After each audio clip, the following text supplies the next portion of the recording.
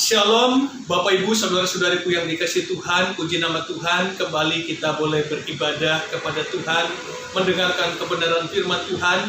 Mari ajak seluruh seisi rumah tangga kita masing-masing untuk hadir dalam hadirat Tuhan. Kebenaran firman Tuhan pada malam hari ini sesuai dengan Almanak Gereja Kalimantan Evangelis terdapat dalam Injil Markus pasal 16 ayat 9 sampai ayat yang ke-18. Saya akan membaca ayat 14 dan ayat yang ke-16. Sebelumnya mari kita bersatu di dalam doa, kita berdoa. Di dalam nama Bapa, Anak, dan Roh Kudus, kami merendahkan diri tunduk di hadapan-Mu mengucap syukur jika Tuhan masih izinkan kami untuk menikmati kehidupan ini. Dan terlebih kami bersyukur napas hidup yang ada pada kami gunakan untuk datang kepada Tuhan, menyembah Tuhan, bahkan mendengarkan sabda firman Tuhan. Biarlah Roh Kudus Tuhan dicurahkan bagi kami, dan firman Tuhan menguatkan iman pengharapan kami kepadamu. Di dalam nama Bapa dan Putra dan Roh Kudus. Amin. Markus pasal 16 ayat 9 sampai ayat yang ke-18, dan saya akan membaca ayat 14 sampai 16.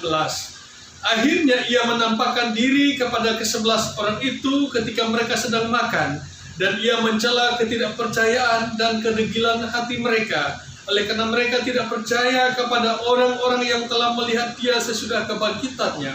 Lalu ia berkata kepada mereka, "Pergilah ke seluruh dunia, beritakanlah Injil kepada segala makhluk. Siapa yang percaya dan dibaptis akan diselamatkan, tetapi siapa yang tidak percaya akan dihukum." Demikian firman Tuhan. Saudara-saudariku yang dikasihi Tuhan, Yesus bangkit. Yesus hidup, Yesus mengalahkan maut, dan itu tidak terbantahkan. Meskipun ada banyak orang yang tidak percaya akan kebangkitannya, dari orang terdekat seperti murid-muridnya pada awalnya, sampai orang kebanyakan, bahkan sampai saat ini ada banyak orang-orang dunia ini yang tidak mengakui, tidak percaya tentang kebangkitan Yesus Kristus. Tetapi bagi saudara-saudari dan saya, kita bersyukur karena kita percaya pada kebangkitan kehidupan Yesus yang mengalahkan kuasa maut dan kematian. Saudara yang dikasihi Tuhan, Yesus berulang kali setelah ia bangkit, ia berusaha untuk meyakinkan murid-muridnya. Ia menampakkan diri kepada Maria Magdalena, ia menampakkan diri kepada kedua orang murid yang sedang berjalan ke Emmaus, ia menampakkan diri kepada ke-11 orang murid, ia menampakkan diri kepada 500 orang di Danau Tiberias. Bahkan Yesus menampakkan diri kepada pembenci murid-murid Yesus, yaitu Saulus, jauh kemudian. Kenapa itu dilakukan oleh Yesus? Karena Yesus sungguh-sungguh nyata. Yesus yang bangkit, Yesus yang hidup, sungguh-sungguh real, nyata adanya. Yesus bangkit, Yesus hidup. Karena itu Bapak Ibu Saudara-saudariku yang dikasihi Tuhan, kita adalah orang yang beruntung. Kita adalah orang-orang yang berbahagia karena iman kita, iman kepada Yesus yang mengalahkan kuasa kematian.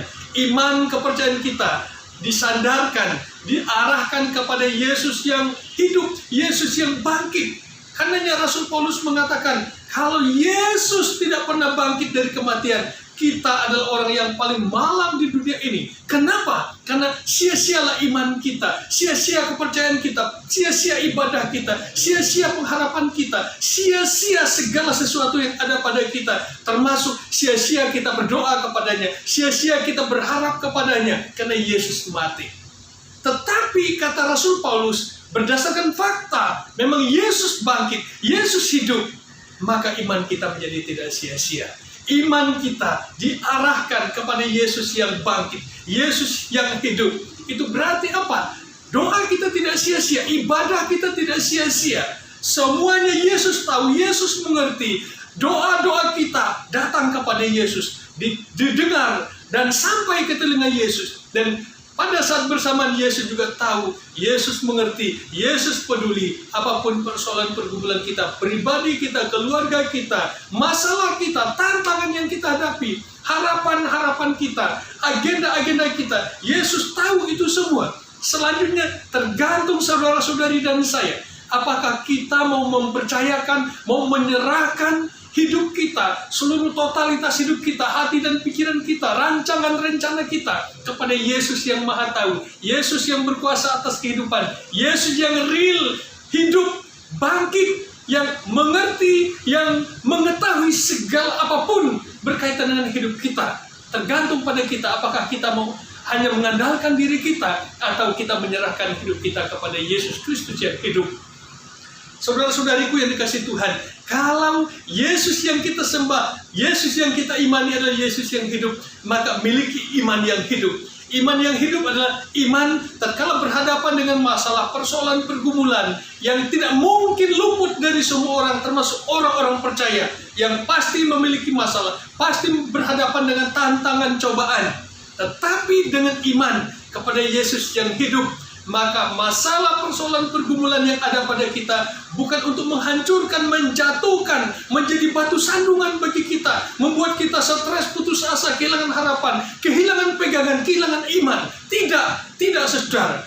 Justru dengan masalah-masalah yang datang pada kita, dengan respon iman kepada Yesus yang hidup, kita tahu kita tidak sendiri. Saat kita percaya menyerahkan diri kita kepada Yesus, kita tidak sendiri. Yesus bersama-sama dengan kita. Yesus akan menguatkan kita. Yesus akan memampukan kita, memberi kita hikmat, memberi kita kebijaksanaan, memberi kita kekuatan, memberi kita arti dan makna kehidupan. Sehingga dengan masalah-masalah yang ada kita dibentuk, kita ditempa, kita diproses untuk terus mengandalkan Tuhan, terus menyempurnakan, membaharui akal pikiran, kemampuan, potensi, karunia, talenta. Kita pergunakan dengan penuh tanggung jawab sebagai wujud iman kita kepada Yesus yang hidup, Yesus yang berkuasa atas kehidupan kita. Itu berarti saudara-saudariku, apapun masalah, persoalan, pergumulan hidup kita, maka yakinlah kita tidak sendiri. Percayakan, serahkan, sharekan dengan Yesus Kristus sebagai Tuhan kita. Apapun, katakan itu kepada Yesus. Jangan putus hubungan kita dengan Yesus. Jangan kita meninggalkan Yesus. Yesus setia kepada kita, tetapi seringkali kita tidak setia kepada Yesus. Apalagi dalam situasi sulit dan berat pada saat ini. Seringkali orang sudah mulai melupakan Yesus. Orang meninggalkan Yesus. Jarang berdoa, tidak mau berdoa, malas berdoa, malas untuk mendengar firman Tuhan, malas untuk membaca Alkitab. Itu wujud kita yang meninggalkan Yesus. Yesus setia untuk datang kapanpun. Dia selalu hadir bersama-sama dengan kita. Karena itu hendaknya kita mencari Yesus. Kita setia kepada Yesus. Karena Yesus setia di dalam kehidupan kita, mendengar masalah, persoalan, pergumulan hidup kita. Dan terlebih karena kita percaya Yesus hidup, Yesus bangkit, maka nyatakan iman kita melalui kesaksian kepada dunia ini, kepada generasi kita, kepada anak-anak kita, bahwa kita memiliki Allah yang hidup, Yesus yang hidup. Katakan itu, saksikan itu kepada anak-anak kita, supaya seisi rumah tangga kita, orang-orang terdekat kita juga memiliki iman kepada Yesus yang hidup. Dengan itu membuat tidak mudah gentar, tidak mudah putus asa, tidak mudah takut, dan pada saat bersamaan memiliki pengharapan, optimisme, motivasi yang tinggi, dan terlebih memiliki pelindung, memiliki dasar pengharapan yang kuat dalam segala aspek kehidupan, karena Yesus ada bersama-sama dengan kita. Bapak Ibu, kiranya keluarga kita masing-masing kuatkan iman kita kepada Tuhan, jangan goyah, giatkan pelayanan, giatkan iman kita di dalam kehidupan keluarga, di dalam kehidupan persekutuan, terus bersyukur kepada Tuhan, berserah kepada Tuhan. Apapun yang terjadi, Tuhan pasti menolong kita dan kita dikuatkan oleh pertolongan Tuhan. Tuhan Yesus memberkati kita. Amin. Kita berdoa. Terima kasih Tuhan atas firman yang kami dengar pada saat ini. Dan biarlah firman ini menjadi penyuluh, penerang di jalan hidup kami masing-masing, dan iman kami dikuatkan. Terima kasih, terima kasih. Inilah seru doa kami yang kami alaskan di dalam nama Tuhan Yesus Kristus. Amin.